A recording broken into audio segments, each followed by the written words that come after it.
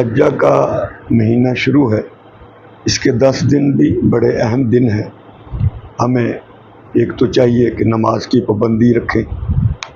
یہ صرف ذی الحجہ کے ساتھ خاص نہیں ہے، تو ساری عمر کے ساتھ خاص، لیکن نماز کا اہتمام رکھنا بھی ضروری ہے۔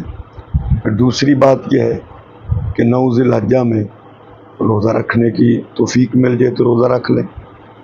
انہی دنوں میں قرآن مجید کی زیادہ سے زیادہ تلاوت کی جائے اور ذکر و اذکار کا زیادہ اہتمام کیا جائے۔ تکبیرات تشریق، اللہ اکبر، لا الہ الا اللہ واللہ اکبر وللہ الحمد، ان کا اہتمام کریں۔ ویسے ذکر استغفار ہے، درود شریف ہے، کوئی بھی ذکر ہے، لیکن ان تکبیرات کا بھی زیادہ سے زیادہ چلتے پھرتے، اٹھتے بیٹھتے، آتے جاتے ان کا بھی اہتمام فرمائیں۔ پھر اللہ توفیق دے تو اللہ کے راستے میں کچھ نہ کچھ خرچ کر دیں، اپنے رشتہ داروں پر، عزیزوں پر، غریبوں پر، ضرورت مندوں پر خرچ کر دیں۔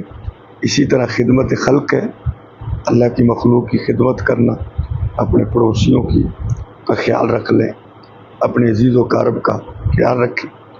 اور اسی عشرے میں جو ایک خاص عمل ہے جو ذی الحجہ کے ساتھ خاص ہے، وہ ہے قربانی کا عمل۔ قربانی کا جانور لیں تو اچھا لیں، اللہ کی راہ میں دینا ہے، وہ اچھی چیز کو دیں، مگر اس میں نیت خالص رکھیں کہ اللہ تیرے لیے لیا ہے، تیری رضا کے لیے۔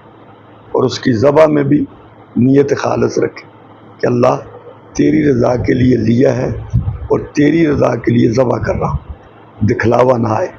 پھر قربانی کے گوشت میں بھی یہ اہتمام کر لیں، خود بھی کھائیں، اپنے رشتہ داروں کو بھی کھلائیں، اپنے پڑوسیوں کو بھی دیں، غریب غربا میں بھی تقسیم کر دیں۔ تو ان اعمال کا ان 10 دنوں میں ضرور اہتمام فرمائیں۔